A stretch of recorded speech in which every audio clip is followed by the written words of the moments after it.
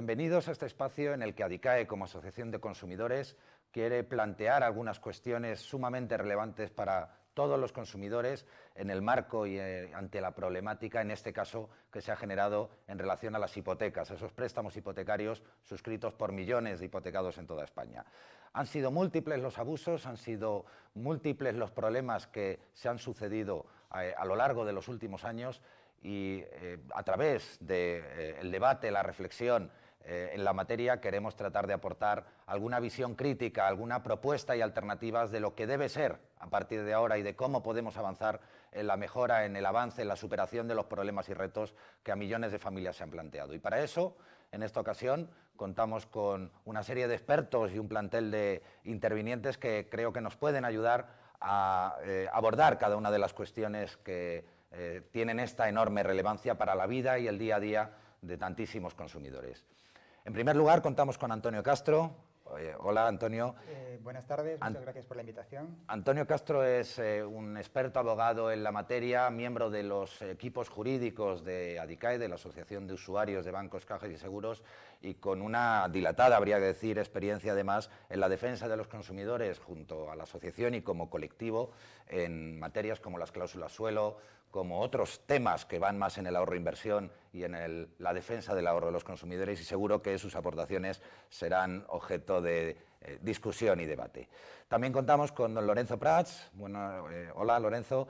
Lorenzo Prats es profesor en la Universidad Autónoma de Barcelona, pero bueno, más allá de eso, ha tenido unos puestos de relevancia, creo, en el asesoramiento a instituciones y a gobiernos, e incluso a ámbitos también como el notariado, desde en algún caso la perspectiva también de las cláusulas abusivas y la protección de los consumidores. Así que bienvenido, Lorenzo. Muchísimas gracias, la verdad es que para mí es un placer poder compartir con vosotros este espacio. Y por último, también nos acompaña Carlos Vallujera. Carlos Vallujera es registrador de la propiedad, ha sido director del Servicio de Estudios del Colegio de Registradores de Euskadi, pero sobre todo ha sido un registrador, creo, y es muy vinculado y muy posicionado en la defensa del papel del registrador en el marco de la protección de los legítimos intereses de los consumidores y, bueno, y un, creo, apasionado además también de esta materia. Así que también bienvenido, bienvenido, Carlos. Muchas gracias, Fernando. Muchas gracias también a ADICAE por permitir compartir puntos de vista con vosotros y con los invitados de hoy. Para mí es un placer. Muchas gracias. Bueno, como veremos hoy, y decíamos al inicio, han sido múltiples, innumerables los problemas y abusos que, especialmente la crisis financiera y la crisis que han afrontado y cuyas consecuencias afrontan todavía hoy millones de consumidores, han puesto de manifiesto en el ámbito de las hipotecas, condiciones abusivas, discusiones a nivel europeo en las que Europa ha corregido la visión de nuestros tribunales en relación a determinadas materias que hoy veremos, pero sobre todo lo que nos ocupa hoy, creo, es el ver cómo avanzar, sobre todo en el marco de una iniciativa del Gobierno, una iniciativa en realidad que deriva de Europa, de una directiva europea, por la cual se va a discutir, y ya lo abordaremos aquí, una ley de crédito inmobiliario, una reforma de la ley hipotecaria que veremos, de la legislación hipotecaria, perdón, que veremos aquí hasta qué punto supone una solución, qué déficits tiene, qué avances permite y por dónde debemos avanzar. En uno de los primeros bloques que pretendíamos y pretendemos abordar hoy, no podíamos dejar de abordar y de entrar a la cuestión de las cláusulas suelo. Esas cláusulas que establecen la imposición de un mínimo que ha de pagar el consumidor, aunque tenga un interés variable que haya bajado por debajo de ese mínimo, que ha generado, por un lado, múltiples desahucios, pero sobre todo se ha convertido en una cuestión de derechos, una cuestión en la que el abuso sobre los consumidores ha sido generalizado y en el que, por desgracia, los tribunales han tenido que pronunciarse, pero ya en cascada, de una forma absolutamente multiplicada, y en el que se plantean varias cuestiones, ¿no? Y a mí me gustaría plantear en primer lugar a Antonio, para continuar con el resto de acompañantes, cómo aborda la cuestión de las cláusulas suelo bueno, se puede abordar alguna otra cuestión previa si lo deseáis, pero cómo se aborda en ese proyecto de ley de crédito inmobiliario. Es decir, ahora mismo se está planteando por parte del Gobierno, en la transposición de la directiva, en ese proyecto, una serie de previsiones respecto a las cláusulas suelo.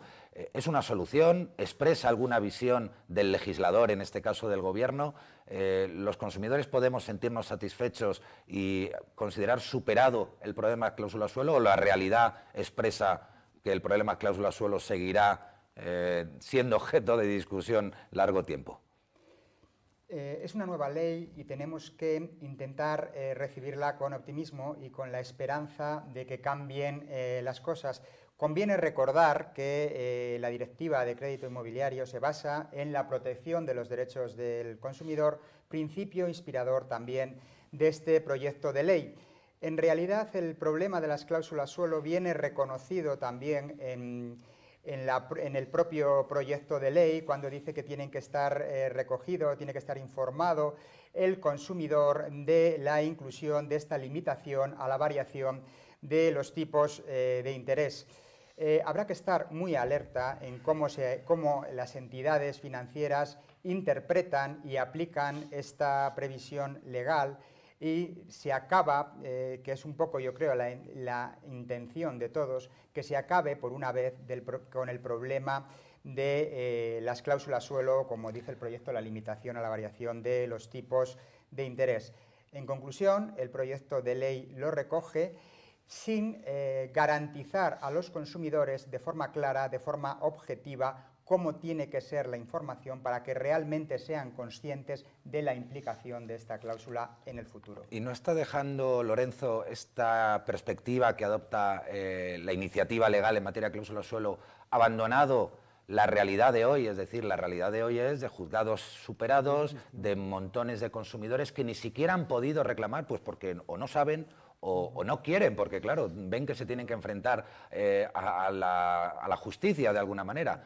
¿No es un cierre en falso del problema de las cláusulas suelo? No, yo creo que el problema de la cláusula suelo, tal y como se ha resuelto, bueno, podemos entender que no es perfecto. Sí, podemos entender que no es perfecto, pero al menos se ha abierto una vía de composición de los problemas que ha generado. A mí me importa mucho más, yo creo, que el estudio y la reflexión sobre la regulación que en este momento está discutiéndose, ¿no?, en el Parlamento. Creo que es muy importante, en parte discrepo, ¿no?, de mi compañero en el plato esta tarde, discrepo respecto del planteamiento que hace la ley, porque realmente lo que hace la norma, o pretende hacer la norma, es que la información sea mucho más clara, que la entidad financiera sea la que asuma el deber, en primer lugar, de que su cliente comprenda el riesgo que asume cuando le pide un préstamo, y cuando le pide un préstamo debe conocer que ese riesgo implica el pago de unos intereses y demás condiciones. Sí. Ese deber de explicar lo dice el texto que ha remitido el Gobierno al Congreso. Ese deber de explicar detalladamente le corresponde a la entidad financiera. Sí, aunque sea, al hilo de lo que dices, aunque sea casi entrar a uno de los bloques que después abordaremos con una perspectiva más general, hablas de la información. Y quizás la información, Carlos, se está convirtiendo en muchas normas y casi en este proyecto también en una especie de panacea para resolver los problemas teóricamente de los consumidores. Es decir, se está basando la superación de los problemas que se han vivido, como las cláusulas suelo, en demos más información al consumidor, que firme de su puño y letra, que reconozca que era consciente de todo lo que firmaba. No sé si tienes alguna visión respecto a esta perspectiva, que está casi, habría que decir, de moda. Bueno, yo creo que la información es positiva, que el dar información al consumidor es positivo, que incluso dar información en materia de cláusulas suelo al consumidor es positivo. Pero junto con la información tiene que venir también la entrega de un poder real al consumidor. No puede ser que se informe al consumidor para obligarle, que se le informe de abusos, que le digan tu interés es muy alto, pero como te lo estoy diciendo este interés vale. No vale. me tienes que dar algo más, tienes que darme un poco de poder. Y la directiva de hipotecas residenciales, esta que se va a transponer, ya da poder, porque deja a los estados que elijan a la hora de contratar, cuando se da información, entre que la información se dé antes de contratar o que se dé al momento de contratar y se le dé un derecho libre de desistimiento al consumidor. El Gobierno no se ha atrevido a dar un poder auténtico a los consumidores, porque si a mí me informan de que mi contrato es muy pesado, déjame una semana o 10 días para que me lo piense en casa y a lo mejor no me interesa. Pero dame un poder real. Eso no se hace en este proyecto. Muy bien. Yo creo que sí, Fernando. Sí. Si me permites, yo creo que la regulación intenta buscar el equilibrio. En el proyecto de ley, el Gobierno, después de haber, supongo que, conversado con los distintos agentes, ha intentado dar una regla que satisfaga tanto los intereses de la banca cuanto el interés de la clientela. De modo que la ficha que se debe necesariamente entregar con toda la información, al menos 7 días antes de la firma del préstamo, al consumidor para que pueda instruirse, es un tiempo suficiente y además el contenido de esa ficha es bastante exhaustivo. Es vinculante la oferta contenida en la ficha. El consumidor puede, antes de contratar, ir a otras entidades, ir a su abogado, ir a su economista. Puede equilibrarse. El defecto de información puede resultar, en parte, yo no digo que al 100%, porque eso sería, bueno, un deseo, pero la realidad siempre nos deja en el 80, el 75%, pero creo que el proyecto sí que a mi modo de ver, no es una tesis rotunda, claro, sino una apreciación. Sí, claro. Yo, de todas formas, esto es muy importante porque el derecho libre de desistimiento se produce en otros contratos, cuando lo que está en cuestión es el contrato, si se ha celebrado o no el contrato, si quiero o no contratar, si quiero contratar con conocimiento de causa, el derecho es contra el contrato, o sea, resuelvo y desisto de todo el contrato. Tengo que tener un derecho de desistimiento.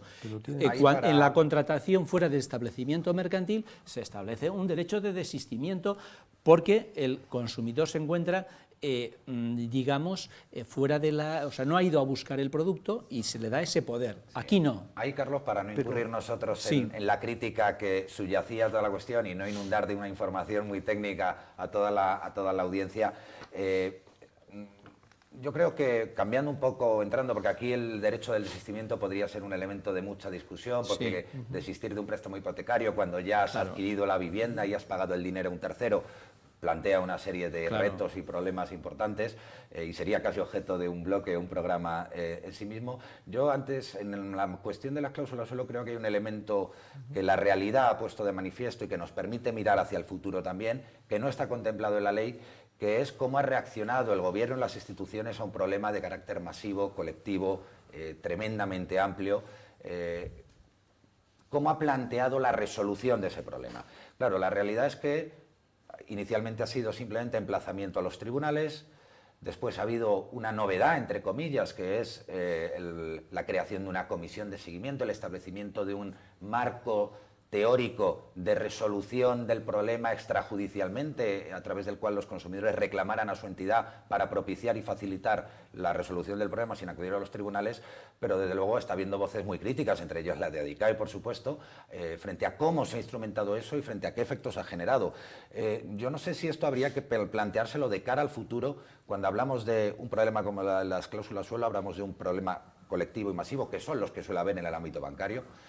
Sin embargo, no hay mecanismos de resolución de conflictos. ¿No crees, por ejemplo, tú, Antonio, que esto debería ser un elemento en sí mismo de gran reforma, de profundización, que evitara esa judicialización que tanto casi parece que se ha achacado o criticado a los consumidores como que tuviera la culpa de acudir a los tribunales? Entiendo que esto debe ser un motivo de reflexión general para los poderes públicos, para el poder legislativo, para el poder judicial, para las asociaciones de consumidores y para todos los consumidores. En primer lugar, nosotros desde ADICAE, desde la asociación, defendemos que la naturaleza del problema de las cláusulas suelo, al igual que de otros problemas y de otros conflictos que se han producido entre la banca y sus clientes, la naturaleza del problema es una naturaleza colectiva.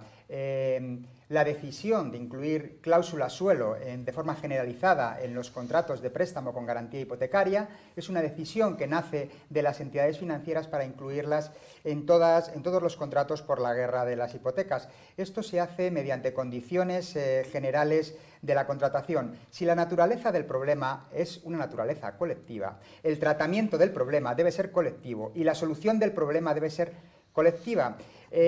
Parece que el Real Decreto 1/2017 es lo que intentaba. Este Real Decreto nace para proteger, en primer lugar, a los consumidores. Establecía, en principio, un cauce para llegar a grandes acuerdos, para evitar la litigiosidad, incluso para evitar el elevado coste que supone para la Administración de Justicia todo este problema. Y exigía una rápida respuesta. A día de hoy, unos meses después, 9 meses después, ¿con qué nos encontramos? Pues haciendo un balance, se podría decir que, salvo una entidad financiera, en general no se está cumpliendo el espíritu del Real Decreto, pero nosotros queremos ser optimistas, queremos mirar hacia adelante. Como he dicho al principio, queremos que todos reflexionemos sobre esta realidad.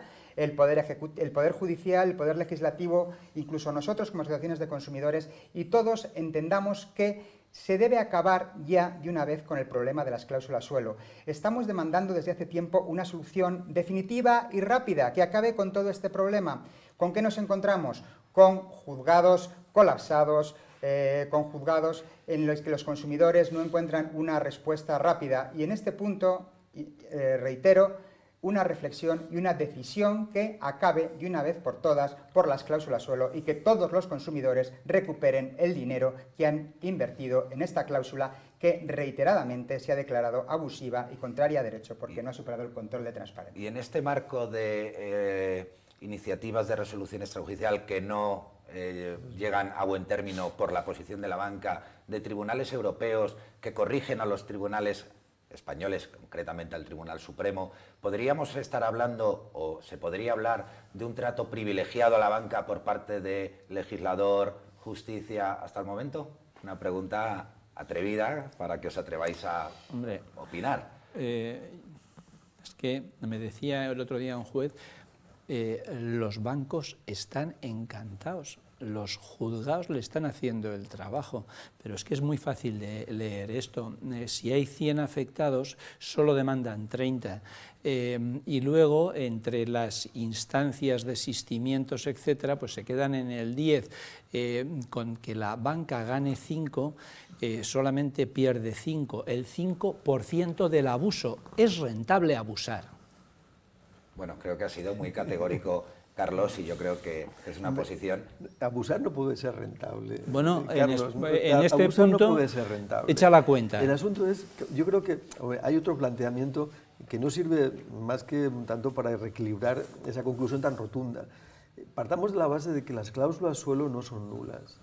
Por definición no son nulas. Bueno, claro, es claro, que, entonces, es que yo si no puedo partimos de aceptar esto, claro. Pero, sin embargo, los tribunales han dicho en múltiples ocasiones la cláusula suelo es una cláusula pues déjame válida, que te puntualice un segundo. Déjame que te puntualice un segundo. Y el problema es que la cláusula es muy pertinente. se contenga dentro de un clausulado y que el consumidor no pueda conocer ni valorar que existe. Es decir, es un problema de ignorancia respecto del contenido de la cláusula y además de haber explicado con anticipación que la cláusula existía. Pero, mira, esa cláusula suelo no es nula, sino que es que solo lo es por no haber sido bien informada. Seguramente es uno de los elementos que yo introducía en esa perspectiva de si había sido tratado con privilegio la banca. Pero como tenemos poco tiempo para cerrar esta parte del programa, ¿querías hacer alguna precisión al respecto brevemente? La cláusula es válida en sí, ¿no? Como si Platón o Kant todavía vivieran, ¿no? Válida en sí. En la historia del derecho español no hay una cláusula que haya recibido más declaraciones de nulidad. No una, no dos, no tres, no 20, no 200, no 1000, miles, decenas de miles de declaraciones de nulidad. Para ser una cláusula válida en sí, pues la verdad que lleva una vida desastrosa. Bien, y por ir avanzando en esto, mirando también hacia los próximos meses, hacia los próximos años. La cláusula suelo, os trasladaría dos preguntas para que las respondierais quienes consideraseis. Una es si la cláusula suelo propiamente va a seguir existiendo o se inventarán el sector bancario alguna otra oscura práctica o fórmula. Y la otra es, se ha visto desde hace mucho tiempo, y lo podremos abordar en alguno de los bloques, una posición amenazante del sector bancario, advirtiendo, entre comillas, de que si se pone en coto a un abuso como el de las cláusulas suelo, se encarecerán las hipotecas, habrá un problema de acceso a la vivienda, habrá un mercado alterado. ¿Qué visión tenéis al respecto? ADICAE tiene una visión muy concreta, muy clara, pero nos interesa contraponerla aquí con las opiniones que queráis dar. Yo creo que las cláusulas suelo seguirán existiendo, y seguirán existiendo porque lo permite, si la redacción del proyecto de ley acaba en el Boletín Oficial del Estado, seguirán existiendo, pero en los concretos contratos de préstamo estarán mucho más claras esas cláusulas, de modo que el cliente conocerá antes de firmar que existe una limitación a la variabilidad del tipo de interés por abajo y por arriba. ¿Que no le interesa esa cláusula? Podrá, después de conocerlo, porque se contendrá en la oferta vinculante, irse a otra entidad y probablemente le ofrezca un préstamo a interés variable sin límite. Bueno, esa es capacidad de negociación. Luego, existirán. No es un pacto ilícito. Lo que se producirá es que ese pacto sea mucho más claro y que se pueda conocer perfectamente por la clientela si le interesa o no. Y si no, pues que no firme, porque a nadie le ponen la obligación de firmar un préstamo con condiciones que le perjudican. Muy bien, si queréis un minuto ya cada uno. Entiendo que es importante e interesante lo que apuntas, pero hay que tener en cuenta dos cosas en relación con lo que has dicho anteriormente. Nosotros defendemos y creemos que el plazo de 7 días que prevé el proyecto de ley es un plazo insuficiente, es un plazo muy corto, porque el problema real de las cláusulas suelo, el problema real del incumplimiento del deber de transparencia de las entidades financieras, como de tantos otros productos, se basa en un déficit de información, y especialmente de información precontractual. La información precontractual debe permitir a los consumidores el conocer las consecuencias de las obligaciones financieras y jurídicas que está asumiendo, pero no solo.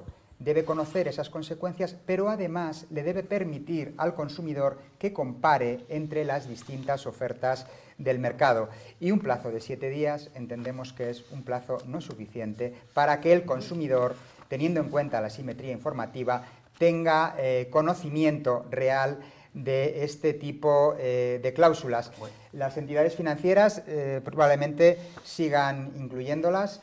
Nosotros queremos ser optimistas, pero habrá que mirar con recelo a si realmente van a cumplir o no van a cumplir las obligaciones de información al consumidor para que realmente entienda estas cláusulas en el futuro. ¿Querrías dar algún titular, Carlos, como modo de conclusión? No, titulares ya nada más. No, ¿va a haber más cláusulas suelo? Pues, no, hombre, no soy futurólogo, pero el problema de las que vivimos ahora es una coyuntura del 2008 al 2009, que había un 5% de Euribor y de pronto que se puso en el 2, ¿no? Ahora es que el tipo de Euribor me parece que está en el 0,01 negativo, ¿no? Ahora las cláusulas de limitación de variabilidad son de que no bajen de 0, ¿no? No sé lo que ocurrirá en el futuro. Yo creo que el problema de nuestras viejas cláusulas suelo está sin arreglar y es tan gordo que vamos, o sea que de momento eso es lo que hay que arreglar, que no está arreglado. Y el futuro ya veremos. Una cosa, Fernando, y perdón que te interrumpa.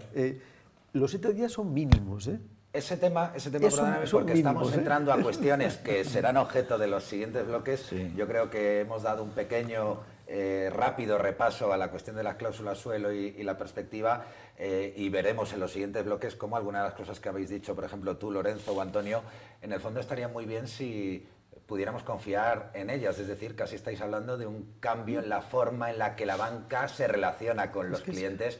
En fin, gracias de todas maneras por vuestra opinión en este bloque y vamos a abordar a continuación otra de las cuestiones que teníamos previsto, como es otro de los grandes problemas que se han puesto de manifiesto en toda la historia reciente de los hipotecados en España, que es el problema, el abuso que así lo ha dictaminado el Supremo, de la distribución o la imputación de los gastos de formalizar una hipoteca.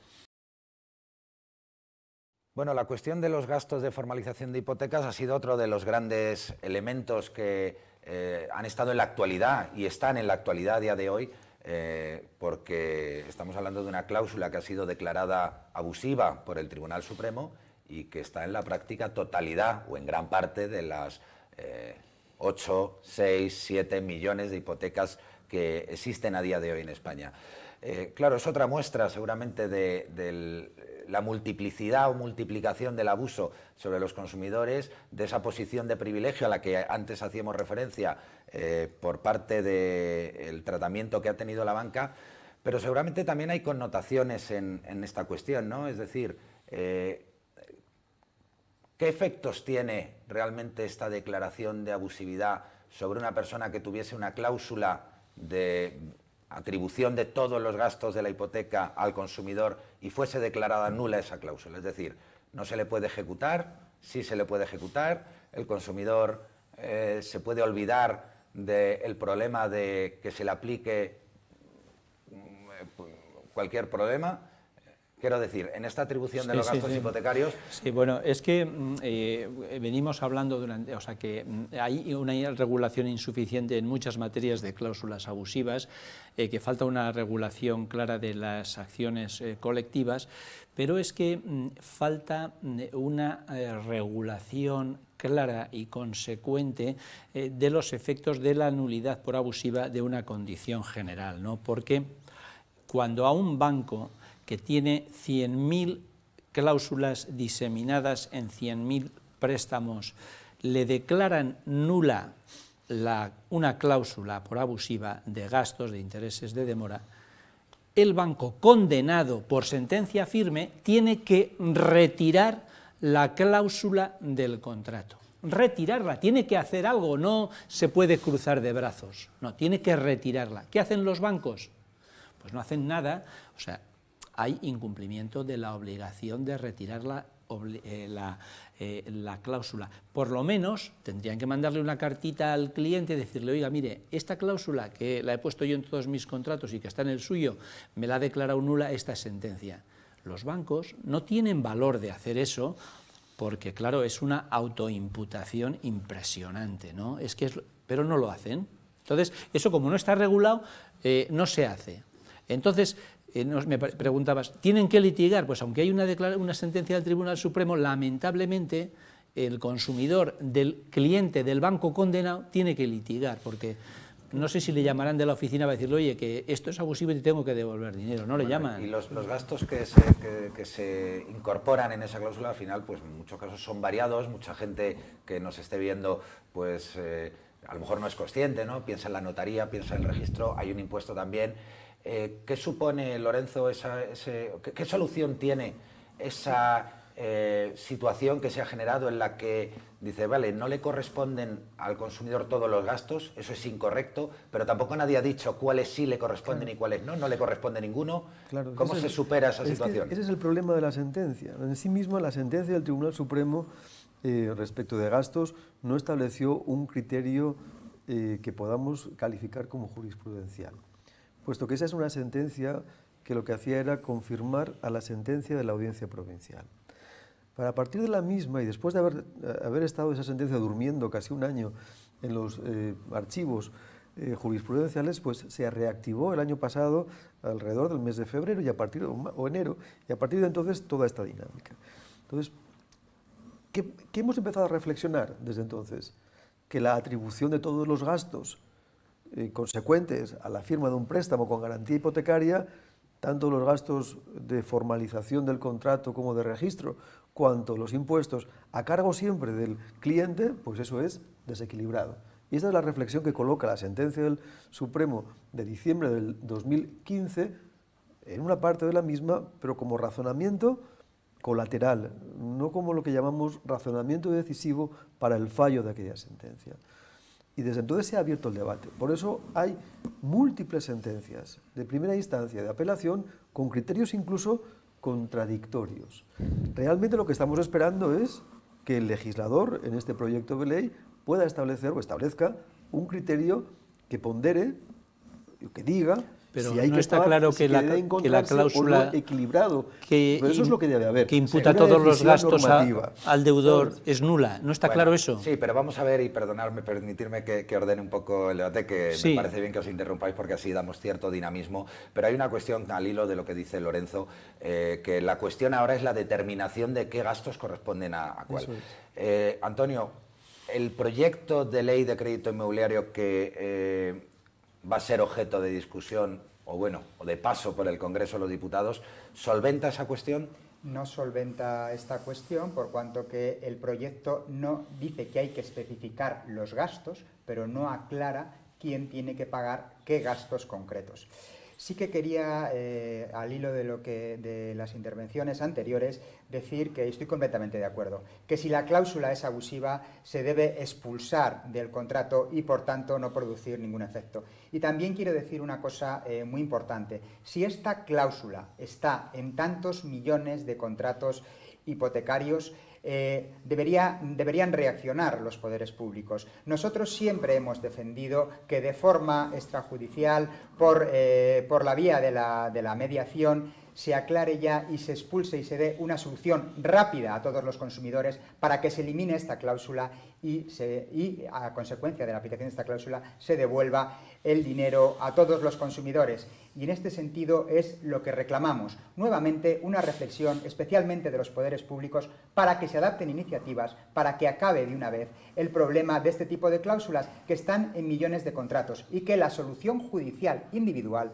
no puede ser la solución, porque si tenemos este problema con las cláusulas suelo de colapso de los juzgados, imaginémonos lo que va a ocurrir con posterioridad con la reclamación de estos gastos hipotecarios. Sí, hablamos de poderes públicos, parece que estamos reiterando mucho la perspectiva del papel del legislador, del papel del supervisor, del papel del gobernante, pero claro, habría que decir, ¿y qué hay de la banca? Es decir, en un contexto como el actual, en una crisis que se ha vivido y cuyas consecuencias, como hemos dicho al inicio, van a durar mucho tiempo para los consumidores y para muchos sectores de la sociedad y para parte de la economía,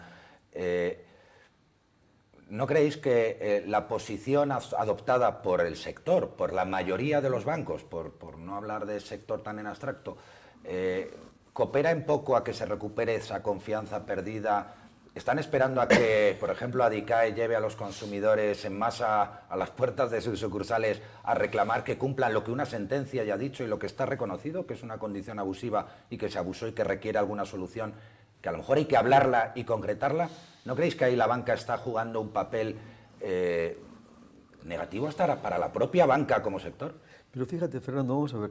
En el caso de la cláusula de gastos, si cuando se pactaron en los años 2000, principios de los 2000, préstamos con garantía hipotecaria, se aplicó el criterio de todos los gastos para el cliente. Y ahora, 17 años después, se va a revisar hacia atrás. Es lógico que la banca, cuando hizo la composición de riesgos para aceptar o no la operación, en este momento, 17 años después, se resista. Bueno, pero tendría que despedir a los asesores que le dijeron, pon esto en el contrato, que los tendría que despedir y decir, esto es un escándalo, porque es que hemos estado fatalmente asesorados durante 17 años. Carlos, tela marinera, ¿no? Pero es que entonces son todos los despachos estrella de España, porque que son los asesores de la banca. Ya, pero ahora que este es un problema que hay que resolver y que hay que dar una solución, por eso al final la solución colectiva suele ser bastante compleja, porque en ocasiones no todos los gastos se traspasaron a la clientela. En muchas ocasiones sí, en otras no. Luego, la regla no puede ser universal. Lo que sí que hay que plantear es una regla hacia el futuro. Y desde luego hay que revisar la ley y el reglamento del impuesto de transmisiones patrimoniales y actos jurídicos documentados, porque ahí hay una regla, y es que los gastos, el importe del impuesto va a cargo del prestatario. Oiga, pues si esta es una regla que se considera desequilibrada, ajústese por el legislador. Eso no se discute. Bueno, si el coste del registrador va a cargo, respecto de la inscripción de la hipoteca, va a cargo del prestamista o del prestatario, bueno, habrá que discutir en sede parlamentaria muy probablemente, porque desde mi punto de vista, que probablemente es un punto de vista absolutamente, poco relevante, podemos decir siempre que si yo no le ofrezco al banco hipoteca, no tendré préstamo, y si el banco no tiene hipoteca, no concederá préstamo. Luego, a mí el razonamiento me lleva a la conclusión de que el coste de tus honorarios como registrador es un coste que debe repartirse tanto a cargo del prestatario como del prestamista. Bueno, pero ese es otro problema. No, ese es el problema. Es que el problema de la sentencia es otra cosa totalmente distinta. Efectivamente. Vamos a señalar. Yo solo señalaría o aportaría como que no estaban tan mal asesorados, Carlos, creo, cuando durante 17 años han estado cobrando algo que no debían cobrar y están esperando a que solo reclame un 5, un 6, un 7% de aquellos consumidores a los que se les aplicó. Pero bueno, dicho esto, que podría ser aplicable a muchos de los casos de los abusos que se han ido produciendo, yo creo que es momento también de abordar otro de los bloques, también mirando, porque también lo aborda el proyecto de Ley de Crédito Inmobiliario, que es otra relevante sentencia del Tribunal Supremo que está siendo objeto de análisis por parte del Tribunal Europeo, el Tribunal de Justicia de la Unión Europea, como es el del vencimiento anticipado, un bloque que comenzaremos ahora para tratar de calcular qué es lo que puede pasar o qué debería suceder. Bueno, pues otro de los temas que ha sido actualidad durante muchos meses y que lo seguirá siendo porque se pronunciará el Tribunal de Justicia de la Unión Europea es el de la denominada cláusula de vencimiento anticipado. Para todos los que nos ven y nos oyen, esa cláusula que permite o habilita al banco a que ante cualquier impago, ese es el caso de la cláusula que fue anulada, se puede ejecutar la totalidad del préstamo, es decir, exigir la devolución íntegra de todo el préstamo, lo que lleva a la ejecución, al desahucio, etcétera, etcétera. Pues bien, el Supremo consideró abusiva y nula esa cláusula, pero hizo una especie de operación en su sentencia mediante la cual dice, bueno, si no hay esta cláusula, voy a poner algo que se aplique, porque si no, no se podría ejecutar ninguna hipoteca. Bueno, sería, no voy a entrar yo a eso, lo señalaréis vosotros. Eso ha motivado que Europa esté valorando si esa posición adoptada por el Supremo ha sido correcta o no. No sé, en relación a esta cuestión, quizá empezando por ti, en este caso, Lorenzo, ¿qué perspectiva tienes? Claro, la primera sería, si el Supremo no hubiese buscado esa fórmula de agarre, ¿cuál habría sido la consecuencia real? Porque yo mucho me temo que no iba a haber habido un problema en el que los bancos no pudieran ejecutar hipotecas. Claro, en primer lugar, fíjate, vencimiento anticipado. ¿Todas las cláusulas de vencimiento anticipado son nulas? No, porque si concluimos que todas son nulas, la propia ley contiene unas cláusulas, unas circunstancias que abocan al vencimiento anticipado de la obligación. Luego, hay que empezar como todo este asunto, siempre hay muchos aspectos que hay que tratar. Hay algunas cláusulas que se pactan o que se imponen por parte de la banca a los clientes que hay que revisar. Y algunas de ellas, o todas ellas, ese es el debate, las paccionadas, las acordadas, pueden llegar a ser entendidas como abusivas.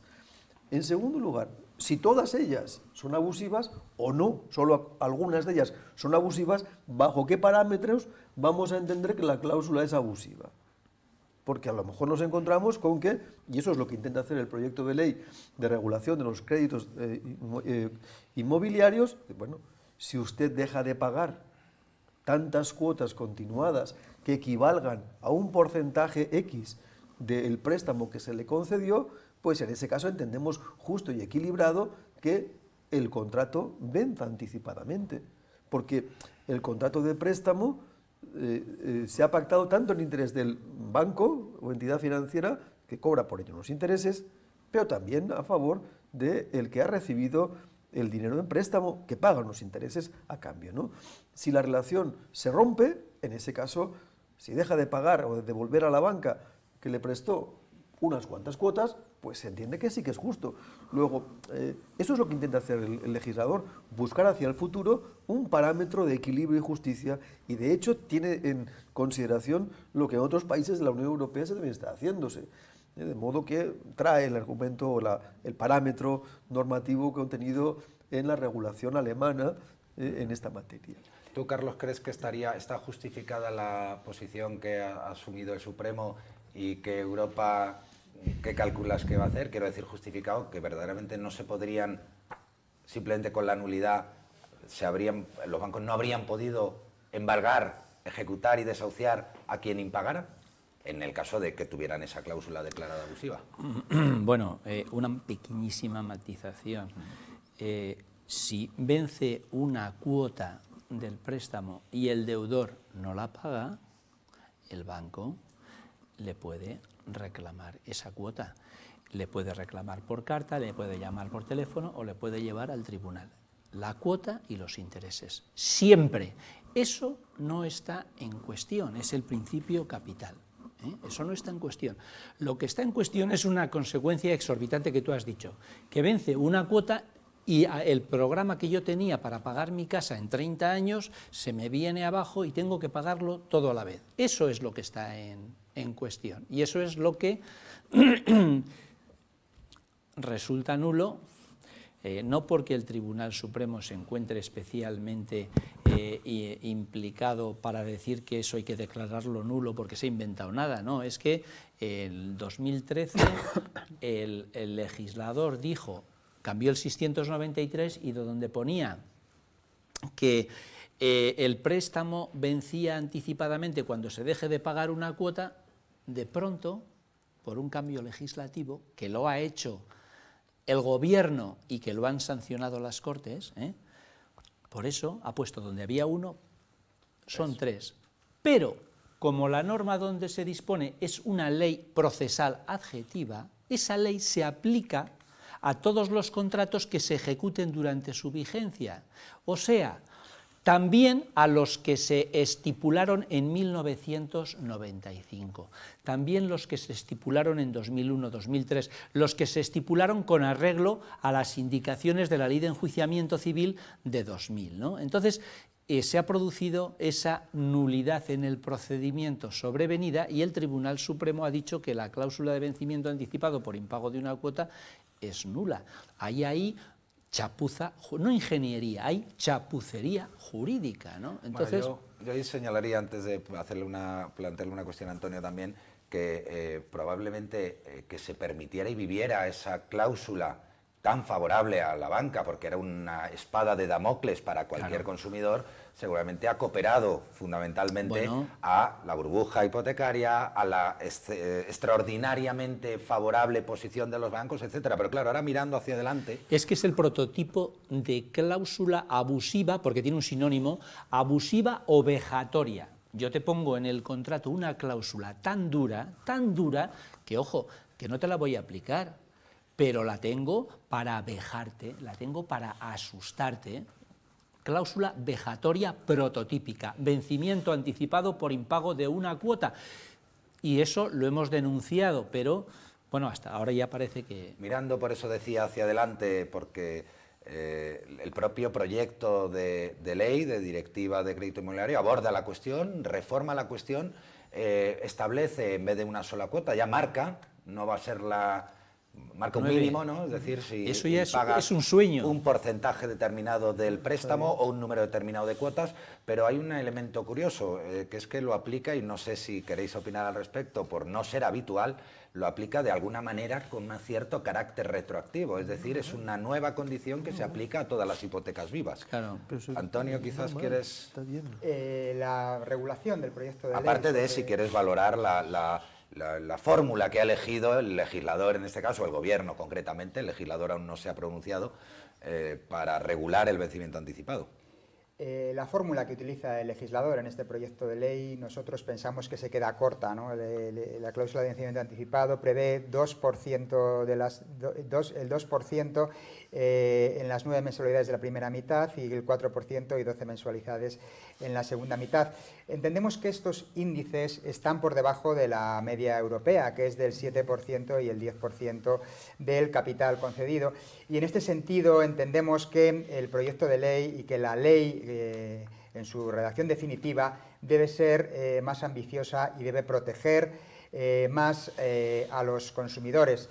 Estoy de acuerdo con Carlos en cuanto a la naturaleza de la cláusula. Vamos a ver finalmente cómo se pronuncia el Tribunal de Justicia de la Unión Europea en cuanto a si la cláusula persiste una vez declarada su nulidad o si se puede declarar solamente la nulidad del pacto concreto de la cláusula que prevé una sola cuota. Bueno, yo creo que te van a hablar de protección, pero a mí me gustaría aquí en este aspecto casi hablar más de equilibrio, un concepto que antes introducía Lorenzo en otro bloque. Un 2% del importe de un préstamo de 250.000 euros es una cantidad suficiente como para que el banco tenga ese derecho de exigir la devolución de todo el importe y aplicar la leonina, habría que decir, legislación hipotecaria en cuanto a ejecución. Pero si me preguntas una cosa, la verdad es que, Fernando, es la siguiente. Uno, hacia el pasado y del pasado hacia el presente. Las cláusulas de vencimiento anticipado en determinado momento estaban introducidas con mucha dureza, pero también era un escenario en el que no había impagos. Y en consecuencia era una cláusula casi retórica. Vejatoria. Era retórica, puesto que todo el mundo pagaba puntualmente, etc. Y hay del que no pagara. Claro, pero y en segundo lugar, hay del que no pagara y los bancos tenían cierta técnica de exigencia extrajudicial. Solo cuando se pusieron, todo el mundo nos pusimos nerviosos, cuando en el año 2008, septiembre, estalla la burbuja, Lehman Brothers se viene abajo y a partir de ese momento en cascada nos llegan malas noticias y comienzan a activarse los escenarios que estaban puestos casi de forma retórica, pero en los contratos de préstamo hipotecario, en las escrituras de préstamo hipotecario. A partir de entonces, claro, resulta que solo una es excesivo. Algunos bancos se precipitaron y empezaron a ejecutar préstamos hipotecarios impagados una o dos cuotas y se encontraron con un problema. Y el problema fue que empezaron a tener que adjudicarse inmuebles que no querían adjudicarse porque no había mercado ante el impago de los préstamos. Y eso da lugar a una historia que ya conocemos. Ahora hacia el futuro. Mire, estamos todos de acuerdo en el que una es excesivo, dos también es excesivo, que venga abajo todo el esquema contractual, pero es evidente que hay un punto de equilibrio. Eso es lo que tienen que debatir en el Parlamento. La propuesta del Gobierno no va a llegar al BOE, puesto que han de debatirla en los próximos meses y encontrar en qué cifra, en qué porcentaje de principal, rompiendo la duración del préstamo en 2 periodos, se puede entender que la economía del contrato y los intereses de las partes, prestamista y prestatario, pues acaban rompiéndose. Y entonces no tiene ya ningún interés la banca en mantener la vigencia del contrato, porque ya después de 40.000 euros sin pagar, pongo por caso, pues la probabilidad de que pague o cumple el resto es bastante baja. Esa es la idea. Pero sí, se puede bajar, a mí también me preocupa otra cosa. Debatámoslo hasta encontrar el punto de equilibrio. Yo no digo que esta cláusula deba ser eliminada, ni tampoco digo que esta cláusula debe responder al momento de la historia. Pero hay que buscar un punto de equilibrio a partir del momento en el cual salta la vigencia del contrato. Es que no hay mercado, o sea, es que el mercado solamente vale cuando me conviene. Vamos a ver. Yo tengo un contrato, que soy un banco, que tengo una cláusula de vencimiento anticipado, que me la han declarado nula, y y tengo un remedio para eso. Voy a renegociar con mi cliente y vamos a poner en el mercado, según el equilibrio del mercado, vamos a poner una cláusula que nos convenga a los dos. No, ¿pero qué hacen los bancos? No. Los bancos, primero, no le escriben la carta al cliente diciendo que hay una cláusula abusiva, eso ni por asomo. No le escriben ni le ofrecen renegociar. Para negociar le tienen que ofrecer algo, no piensan ofrecerle nada. ¿Qué han hecho? El lobby, potentísimo lobby bancario, lo que ha hecho ha sido ir a la puerta del gobierno y le he dicho, oye, redáctame una normita y a ver si esto me arregla mi problema. No el mercado, el trabajo de lobby. Entonces eso yo creo que es lo que tampoco se puede admitir y está pasando ahora mismo. ¿Por qué los bancos no le mandan la carta y le dicen al cliente, vamos a sentarnos, vamos a renegociar? ¿Qué quieres para que hagamos una composición justa de un contrato que todavía te quedan 15 o 20 años de vida por delante? La renegociación, el mercado. No estamos en una economía de mercado, pues venga, vamos al mercado, no al Tribunal de Justicia. Yo una cosa creo que hay que añadir, porque no quiero que nos quedemos sin tiempo para 2 elementos de gran importancia que abordaremos en los próximos bloques, pero que no podemos olvidar, yo creo que, al menos ADICAE lo ha destacado siempre, que los consumidores en realidad no quieren dejar de pagar la hipoteca. Claro. Hay un ánimo, con lo cual esa cláusula todavía es un motivo añadido para modularla todavía mucho más, en un sentido más razonable. Pero sí pondría un matiz. A veces, y aquí mismo en el debate está surgiendo en ocasiones, el renegociar, el negociar. La realidad de las relaciones entre bancos y consumidores son de ausencia absoluta de negociación, más que en elementos o accesorios o solo negociación simulada. Con lo cual yo creo que ahí tenemos también uno de los elementos que debieran entrar en consideración en todo lo que estamos hablando, no solo en el vencimiento anticipado. Pero efectivamente, si queréis, planteamos también una última ronda de conclusiones a modo de 1 minuto titulares. Habríase muchos elementos a profundizar, pero queremos un poco que nos dé tiempo también a abordar 2 aspectos muy relevantes de la directiva, del proyecto de ley y de alguna novedad jurisprudencial reciente que tiene mucho impacto e importancia en muchos consumidores. Así que adelante si queréis. Efectivamente, se puede resumir con un abuso de posición dominante. Primero, al incluir la cláusula en el contrato, todos hemos ido a una entidad financiera a pedir una hipoteca y como consumidores han insistido en la cuota, pero nunca o rara vez te dicen, y si no pagas una cuota te puedo ejecutar todo el préstamo y vas a tener que devolver la cantidad. Y ese abuso de posición dominante todavía se vuelve aún peor en contra del consumidor cuando el consumidor deja de pagar porque no puede, por diversas circunstancias que han surgido con la crisis de este país, especialmente gente que ha perdido su trabajo. Ese abuso de posición dominante todavía se incrementa más cuando el consumidor deja de pagar el préstamo. En este sentido, las entidades financieras deberían dar alternativas a los consumidores. Entiendo que en el sentido que apunta Carlos sería lo más lógico, de poder renegociar y poder darle una alternativa y una solución a los consumidores que desgraciadamente no pueden. Has hecho titular, subtítulo y entradilla, así que... Bueno, y estupendo, además, yo estoy de acuerdo con Antonio. Antes de iniciar ninguna ejecución, los bancos, y todos estamos interesados en que haya una fase de negociación. La mediación hipotecaria ha tenido, está por desarrollar mucho más. La negociación franca para que la deuda pueda renegociarse y que el banco solo tenga que acudir a la ejecución hipotecaria cuando no tenga más remedio, en situaciones límite. Eso yo creo que se ha aprendido. El Fondo Monetario Internacional ya lo recomendó en plena crisis a nuestros reguladores.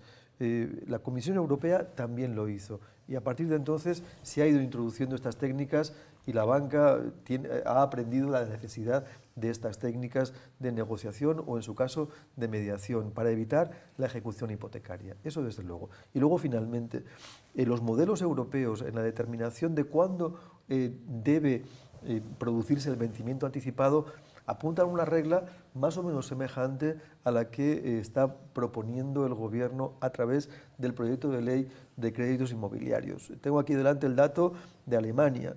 En el caso de los préstamos hipotecarios de hasta 3 años de vigencia, basta o hasta el 2,5% del capital sin pagar provoca o permite el vencimiento anticipado. Y en el caso de 10 años de duración del préstamo, en ese caso dice que es preciso que se haya impagado el 5%. Puede ser quizá una regla muy próxima a la realidad alemana en la que los impagos son escasos y que sin embargo la propuesta por el proyecto del Gobierno es una propuesta muy próxima a la realidad actual en la que realmente no hemos salido al 100% de la crisis y que siguen produciéndose problemas a la hora de pagar la cuota hipotecaria mensual. Pues sí, pero se anda buscando el equilibrio y esa es la regla. Para mí es mi titular, ¿no? Bien. ¿Telegráfico ya? Sí. Bueno, como vamos a hablar del futuro luego, del pasado, ¿no? Cláusula nula de intereses de demora, 4 millones de préstamos. 4 millones de préstamos que si dejan de pagar los clientes producen de intereses 0 patatero. Cláusula de vencimiento anticipado por impago de una cuota, 4 millones de préstamos. O sea que si un cliente deja de pagar 12 cuotas, no se produce el vencimiento anticipado. Se produce solamente la posibilidad de reclamar 12 cuotas. Esa es la situación actual. Una situación no muy justa, pero es una situación a la que ha conducido la nulidad de la cláusula que tiene una sanción disuasoria y que es esa injusticia que se está produciendo ahora y que debería precisamente impulsar a los bancos a la renegociación. Muy bien, pues hemos visto ya en 3 bloques 3 grandes temas de debate que ha habido y de interés para los consumidores, las cláusulas suelo, los gastos de formalización de hipoteca y el vencimiento anticipado, pero hay otros elementos que aborda el proyecto de ley de crédito inmobiliario en este programa que podríamos llamar o que hemos planteado como programa de la burbuja inmobiliaria a la nueva legislación hipotecaria, pues no podemos dejar de abordar algunos otros aspectos, como decimos, de ese proyecto de ley que seguro serán de interés para todos los que nos vean. Pues hemos hablado en estos bloques del proyecto de ley de crédito inmobiliario, hemos hablado de algunos elementos que no estaban en la directiva y que se han incorporado a ese proyecto, pero ha habido otros aspectos y hay otros aspectos que son reflejados en ese proyecto de ley, ¿no? Y creo que uno bastante controvertido y que seguramente aquí puede ser objeto de alguna aclaración o debate, es el del papel de los notarios, ya no el que hayan jugado hasta ahora, sino el papel que el proyecto de ley prevé para los notarios, ese papel de levantar acta de que el consumidor ha ejercido ya su obligación, no su derecho, de acudir al notario con antelación, y en el que se levantará acta, como decimos, por parte de un notario de que ha sido perfectamente informado de todo, y es más, de que ha comprendido prácticamente todo o era comprensible todo lo que se informaba. Claro, esto es un elemento, creo que gira en cuanto a cuál era el papel previo, y habría que plantearse a quién ayuda verdaderamente y a quién coopera a proteger esta medida. El papel que da el proyecto de ley a los notarios en realidad no nos gusta. No nos gusta, ¿por qué? Porque entendemos que en la práctica los notarios no tienen capacidad o que no van a dar el asesoramiento que el proyecto de ley pretende. Además, nos gusta todavía menos la cláusula final que pretenden incluir en este acta, que dice que el consumidor manifiesta que ha recibido con una antelación mínima de 7 días, así como que ha comprendido y ha aceptado su contenido. Queremos mirar al futuro con optimismo, pero mirando al pasado, vemos que esta misma cláusula aparece en las órdenes de valores de productos de inversión. El ordenante manifiesta que ha recibido la documentación y que ha sido debidamente informado del alcance del producto, y nos recuerda esta mención a esta cláusula declarada reiteradamente abusiva por el Tribunal Supremo, incluso por el Tribunal de Justicia de la Unión Europea, porque no hay cláusula más abusiva y peor para los consumidores que aquellas cláusulas que les obligan a manifestar que han recibido información, porque al fin y al cabo el deber de transparencia siempre gira en torno a que el cliente ha sido informado y conoce las consecuencias de los actos que está asumiendo. Y entendemos que esta cláusula, esta mención, sirve para eximir a los bancos de la obligación real que tienen de dar información. Y por otro lado, hay otra cuestión, que el proyecto de ley traslada o pretende trasladar a los notarios una obligación que deberían tener las entidades financieras, que son quien comercializan este producto. De todas maneras, cuando has dicho varias veces con optimismo, yo creo que los consumidores que nos estén viendo estarán pensando que con optimismo tendrán que ir a pelear para que no pasen todas estas cosas y se modifiquen, ¿no? Seguro que ADICAE estará allí tratando de organizarles para cambiar la realidad. Pero, Carlos, supongo que también sobre esta cuestión o cualquier otro elemento del proyecto de ley que consideréis relevante, tienes opinión. Hombre, ya he dicho antes lo de la transparencia, ¿no? Que me parece bien que el banco cumpla con sus obligaciones de información previa, porque lo que existe es una obligación del banco, ¿no? Es una obligación del banco, de la empresa, del predisponente. Entonces resulta que en una ley para proteger a los consumidores, en que en un contrato que hay desigualdad porque el banco tiene más fuerza que el deudor, pues van y aumentan el poder del banco. ¿Por qué aumentan el poder? Pues porque el mecanismo que se usa para la transparencia es obligar al cliente a que se informe. Oiga, no me ponga obligaciones ustedes, no me ponga obligación al cliente. El cliente tiene que tener la posibilidad efectiva de conocer, no tiene obligación de conocer. Y yo coincido con Antonio que el esquema concreto que se adopta en este proyecto va dirigido a evitar que les pase a los bancos lo que les ha pasado con las cláusulas suelo, que con una expresión manuscrita, con una firma, con un acta, quede claro que es que lo sabía, que no es que era abusivo, porque eso de que la cláusula suelo es válida en sí, claro, yo no me lo creo, ¿no? Entonces, que la información no sana el abuso. Venga, como este tema seguro es controvertido, sí que os voy a pedir concreción para que podamos pero un turno equivalente al de Carlos y el de Antonio. En primer lugar, no podemos entrar en este asunto sin tener en consideración una cosa muy importante. El proyecto de ley incide en la fase precontractual y además subraya los deberes de la entidad financiera. En concreto, el artículo 7, información general de los préstamos inmobiliarios. De modo que el prestamista tiene que dar una información personalizada para que el propio consumidor o cliente pueda valorar los riesgos que asume la operación. Luego, eso se encuentra antes de contratar, en la fase precontractual. Defecto hasta ahora. El defecto es que no tenemos ninguna autoridad que controle el cumplimiento en cada una de las operaciones de préstamo con garantía hipotecaria. ¿Y qué hace el proyecto? Dice, voy a comprobar, haciendo uso de una de mis autoridades, los notarios, que los prestamistas están cumpliendo con los deberes que la ley le va a imponer. Claro. Entonces, en ese momento, más a mi favor. Si puedo acabar, sí. Yo, Carlos, te dejo hablar cuando tú hablas, yo ahora me toca a mí. Entonces, en ese momento, el cliente, al menos durante el periodo antes de la negociación, antes de la perfección del contrato, llega al notario y le dice el notario, ¿a usted le han explicado lo que dice la ley que le tienen que explicar? ¿Usted ha comprendido lo que dice la ley que el proyecto de ley tiene que estar o haber sido claramente explicado? ¿Usted lo ha comprendido? ¿Sí o no? ¿No lo ha comprendido? Pues si no lo ha comprendido, vuelva a la entidad financiera para que se lo explique. Bueno, de esa forma, aquello que se garantiza se le está poniendo a un controlador a la entidad financiera. Claro, si yo no te quiero desmentir, Lorenzo, si yo quiero que tus palabras queden grabadas en mármol, ¿por qué?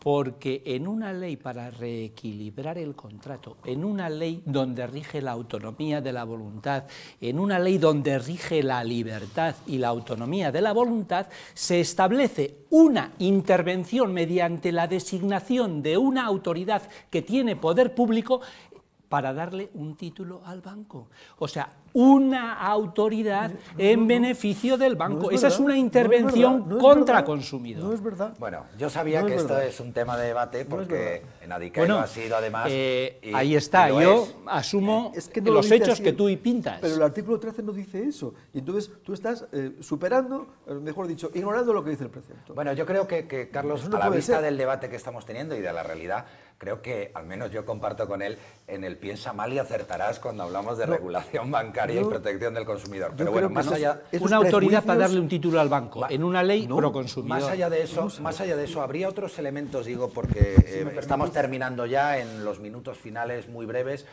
¿habría otros elementos del proyecto de ley también que consideréis destacables? No sé si habrá alguno que consideréis positivo especialmente o alguno sobre el que alertar en especial en cuanto a la necesidad de corregirlo. A mí sí que me gustaría decir una cosa. Al margen de los mecanismos que prevé el propio proyecto de ley, al margen de esa información que dice el proyecto de ley, que tienen que contener las fichas, al margen del dudoso papel que en la práctica prevemos que lo que va a cumplir el notario, sí que queremos hacer una recomendación, y la recomendación es que los consumidores acudan a las asociaciones de consumidores para pedir una opinión y asesorarse antes de tomar una decisión tan importante como es la de comprometerse de por vida con un préstamo hipotecario. En ese sentido, desde ADICAE abrimos las puertas a los consumidores para informarles y asesorarles realmente de todos los asuntos tan controvertidos de este proyecto de ley y de la ley cuando entre en vigor. Yo sé que nos quedamos con ganas de más y creo que seguramente la audiencia también, aunque no estar presente en el debate siempre puede hacerlo más complejo de seguir, pero tenemos que terminar ya. Yo creo que hemos visto cómo determinados abusos, como las cláusulas suelo, como los gastos de formación de hipoteca, que son abordados por la ley, ahora por una futura ley, en gastos hipotecarios, planteando que a partir de ahora se plantee de una determinada manera la cláusula a la hora de plasmarla con el usuario, pero yo creo que sí que se ha puesto en manifiesto que hay unas visiones de que la respuesta a veces del legislador o del supervisor o de la justicia ha sido una visión, una respuesta débil o insuficiente por no catalogarla de forma tan subjetiva, pero yo creo sobre todo también que ha quedado claro, o yo creo que la visión que se puede llevar a algún espectador es que más información no es necesariamente más derechos ni más protección, aunque también hay consonancia en que es necesaria más o mejor información, ¿no? En fin, nos hemos dejado algunos asuntos importantes como alguna reciente novedad en sentencias que siguen sacando a la luz problemas que estaban ahí. Ahí está el índice IRPH como referencia de hipotecas, que dará que hablar seguramente y seguramente podamos dedicarle algún espacio. Pero en fin, yo quería agradeceros la presencia aquí, vuestras aportaciones.